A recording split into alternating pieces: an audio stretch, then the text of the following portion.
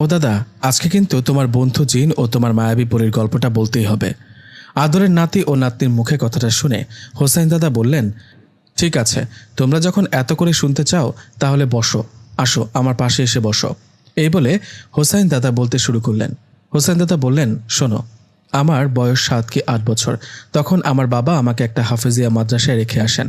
আমার বাবা মসজিদের ইমাম হওয়ায় ছোট থেকে আমার শিক্ষা দীক্ষা ছিল ইসলামিকভাবে। বাবা আমাকে শেখাতো কোনটা ভালো কোনটা মন্দ। আমাকে অনেক দূরের একটা মাদ্রাসায় রেখে আসা হয়। আমিও মাদ্রাসায় থাকতে শুরু করি, শুরু হয় আমার ইসলামিক শিক্ষা। মাদ্রাসায় ভর্তি হবার কিছুদিনের মধ্যেই আমার বেশ কয়েকজনের সাথে বন্ধুত্ব হয়ে যায়। আমরা পড়াশোনার পাশাপাশি খেলাধুলা ও মাদ্রাসায় আশপাশটা বেশ সুন্দর হওয়ায় মাঝে মধ্যে ঘুরতাম। এভাবে চলতে থাকে আমার সময়। একদিন মাদ্রাসায় একটা নতুন ছেলে আসে। ছেলেটার নাম মোহাম্মদ সিরাজ। ছেলেটা আমাদের সাথে পড়তো। আমাদের ক্লাস শেষে বিকেলে যখন সবাই খেলাধুলা করতাম তখন দেখতাম ছেলেটা চুপ করে বসে আমাদের খেলা দেখছে। এভাবে একদিন, 2 দিন, 3 দিন চলে যাবার পর একদিন আমি সিরাজের কাছে যাই। সবাই তখন খেলা করছিল। আমি সিরাজের কাছে গিয়ে বলি, আসসালামু আলাইকুম, তোমার নাম কি সিরাজ? আমার কথায় সিরাজ জবাবে বললেন, ওয়ালাইকুম আসসালাম, হ্যাঁ আমার নাম মোহাম্মদ সিরাজ, তোমার নাম কি?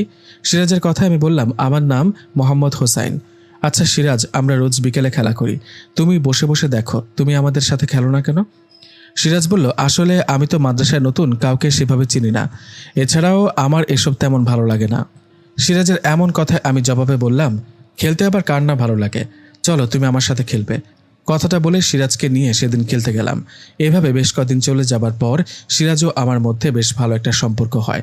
আমরা দুজনেই মাদ্রাসায় পড়াশোনার পাশাপাশি একসাথে খেলা করতাম। দুজনেই বাড়ি দূরে হওয়ায় আমাদের থাকতে হতো মাদ্রাসায়। আমরা দুজনেই রাতে পাশাপাশি ঘুমাতাম অন্য বাচ্চাদের সাথে। এভাবে চলতে থাকে দিন। মাঝে মধ্যে আমার পরিবার থেকে বাবা যেতেন আমার সাথে দেখা করতে। সিরাজের বাবাও আসতো দেখা করতে। এভাবে কেটে যায় আরও 10টা বছর। এই 10 বছরে সবকিছু নর্মালি ছিল।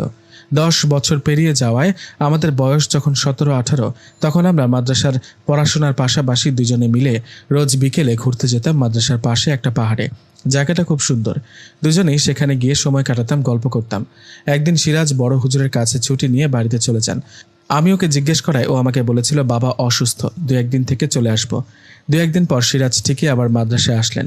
ও মাদ্রাসার ফেরার 2-3 দিন পর এক বিকেলে দুজনে সেই পাহাড়ে ঘোরাঘুরি করার সময় হঠাৎ খুব সুন্দর একটা মেয়ে সেখানে চলে আসে। মেয়েটা আমাদের কাছে আসতেই আমি বলি, আসসালামু আলাইকুম, আপনি কি আমাদের কিছু বলবেন? হ্যাঁ বলবো তো হোসেন ভাই। মানে আপনি আমার নাম জানলেন কিভাবে? আমার কথায় পেছন থেকে সিরাজ হাসতে হাসতে বলল, আরে বোকা, ও আমার বোন, ওর নাম নূর। সিরাজের কথায় ওর বোনের দিকে তাকিয়ে বললাম, বোন? তোর বোন এখানে আসলো কিভাবে? আমাদের মাদ্রাসার পাশে যে মহিলা মাদ্রাসাটা আছে না, ও সেখানেই মাওলানা লাইনে পড়াশোনা করছে। আমি ওকে বলছি তুই আর আমি দুজনেই এখানে ঘুরতে আসি, তাই ও আসছে তোর আর আমার সাথে দেখা করতে। সিরাজের কথায় আমি নূরকে বললাম, কেমন আছো নূর? জি আলহামদুলিল্লাহ ভালো। আপনি কেমন আছেন? জি আলহামদুলিল্লাহ ভালো। এই বলে তিনজনই মিলে সেই বিকালটা আড্ডা দিলাম। এরপর থেকে রোজ রোজ আমরা সেই জায়গায় একসাথে ঘুরতাম, বসে গল্প করতাম। একবার হয় কি, এক রাতে আমাদের মাদ্রাসার এক ছাত্রকে জেনে ধরে। ছেলেটা কেমন করছিল আর ভয়ঙ্কর অদ্ভুত আওয়াজ করছিল। ছেলেটার এমন আচরণে আমাদের বড় হুজুর দোয়া কালাম পড়ে সে ছেলেটাকে ঝাড়ফুঁক দিচ্ছেন, কিন্তু ছেলেটার কোনো উপকার হচ্ছে না। এমন অবস্থায় সে ছেলেটার দিকে এগিয়ে যায় সিরাজ। সিরাজ ছেলেটার কাছে গিয়ে কি জানি পড়ে ফু দেওয়ার সাথে সাথে ছেলেটা সুস্থ হয়ে যায়। ছেলেটাকে সুস্থ হওয়ায় সবাই সিরাজের অনেক সুনাম করতে থাকে। এদিকে আমি সিরাজের কাছে গিয়ে বলি, কিরে তুই কি কবিরাজ নাকি?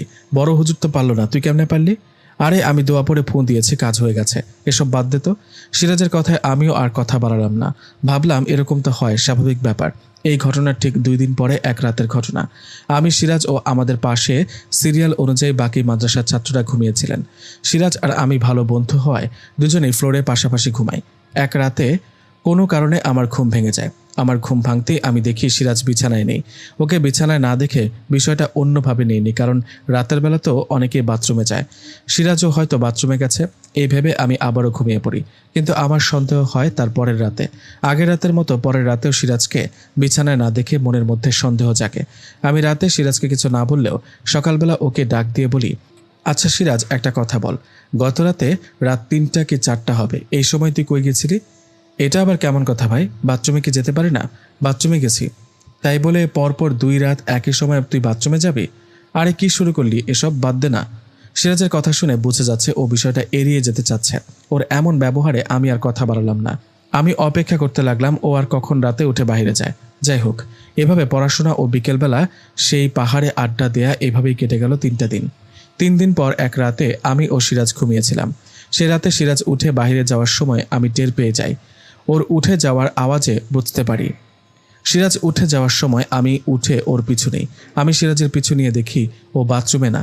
সিরাজ উঠে সোজা চলে গেল আমাদের মাদ্রাসার পিছনে একটা কাঁঠাল গাছের নিচে।